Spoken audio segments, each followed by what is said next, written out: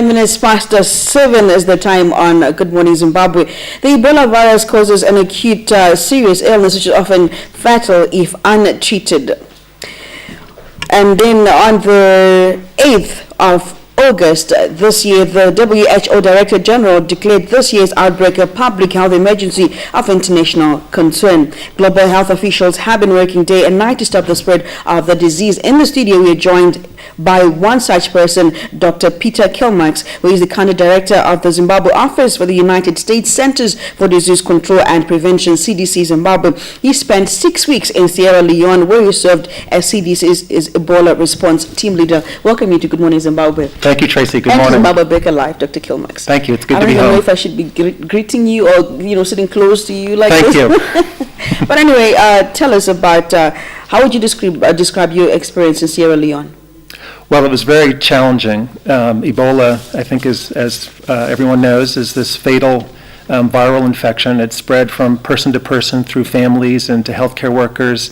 The mortality rate's over 50%, and the rate of infections was doubling every 30 days. So very challenging situation. At the same time, very rewarding that we were able to really expand our capacity for our CDC office, and we had over 60 staff. By the time I left, we had staff in the most affected districts, and also through USAID, we were able to start funding. We had tens of millions of dollars, so able to start funding some of the case management and burials and other activities. Mm-hmm. And you're in one of the more severely affected countries, Sierra Leone. What would you say about that country's health infrastructure in order to deal with the disease? Well, it was a terrible challenge. The literacy rate in Sierra Leone is only about 40%, and about 80% of the population lives on less than $2 per day. And so for the health system, for the health infrastructure, we were not able to keep up in terms of making care available to all patients and having burials, timely, safe, dignified burials available for the people who'd succumbed. So it was a terrific challenge. So now, looking at Zimbabwe's health systems, are we adequately prepared to deal with any outbreak?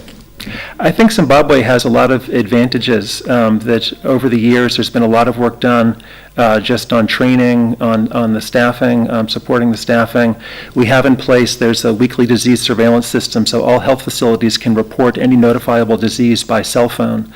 So I think with that just background, better preparedness, and then the work that's been done in recent weeks in response to the outbreak, there's been a lot of training. There's screening going on at the ports of entry. There's isolation facilities have been established. So I think Zimbabwe is relatively well prepared. But is there anything that we need to strengthen? I think continuing the efforts that are ongoing in terms of training and preparedness. One simple thing is for doctors to be aware of asking about a travel history. And so if a patient does present with a fever or with symptoms that could be Ebola, to ask, have they come from West Africa? I think with the preparedness that's in place, if that step is taken, that we'll be able to control it. Okay, and the U.S. ambassador to the United Nations, Samantha Power, recently criticized the level of international support for nations hit by Ebola. What do you think countries like Zimbabwe need to do in order to contribute? Sure. Well, what Zimbabwe is already doing is there was at least a half dozen very talented Zimbabweans who were there in West Africa, as I was, and I think that's the greatest support that Zimbabwe can offer to continue to do that. There's a policy that when people like myself or Zimbabweans, when they travel, that they're able, if they haven't been exposed, I was not working in a ward, I was not exposed directly to Ebola, I'm able to come back and go back to work, and I think to have that very good policy is really helps to prevent, to stop the outbreak at its source. Mm-hmm. We can sit here and when sparks land here, put them out, but really the fire is burning in West Africa, and for Zimbabweans to go and put it out at the source is going to be the best approach. Mm. And also there's one thing that I want to understand. Those who are surviving from the disease in which which is said to have no cure, how are they surviving?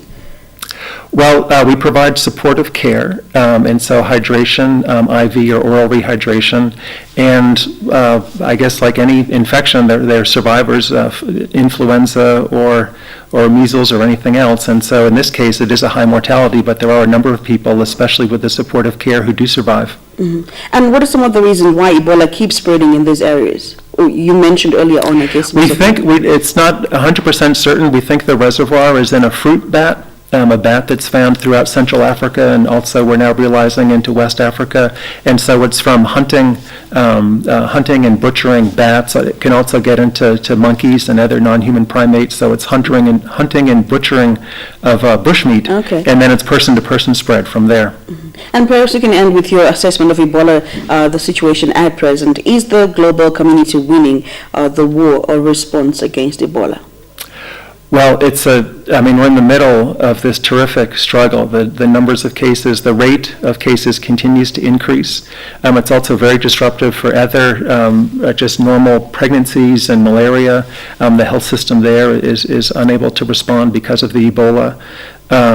The economy is being very disruptive, so we're really in the middle of this struggle. I'm optimistic that with the response that's going on, the international support and funding that's coming in, I think especially just the local communities, that I observe some very smart, very talented people responding, and just given some guidance and some commodities, they're also able to have very positive responses. So I'm optimistic that Homo sapiens will meet this challenge. But then at the same time, the other thing that I want to understand, health workers, they seem to be not very much aware of, here in Zimbabwe we've read reports of some of them running away and leaving. How are those ones that are sticking by their patients in Sierra Leone, Liberia, and all those places managing to do so at the expense of their lives? We know that about 216 health workers have died ever since this year's Ebola outbreak.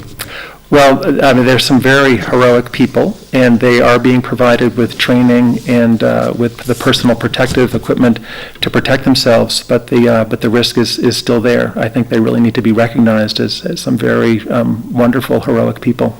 True there. Thank you so much for coming to Good Morning Zimbabwe. Dr. Peter Kilmarx, the Country Director of the Zimbabwe Office of the United States Centers for Disease Control and Prevention, CDC-Zimbabwe. He spent 6 weeks in Sierra Leone, where he served as CDC's Ebola response team leader. He was just telling us about his experience and also how we ought to be prepared and other issues surrounding the Ebola outbreak for this year. Good Morning Zimbabwe takes a break. We return shortly with more.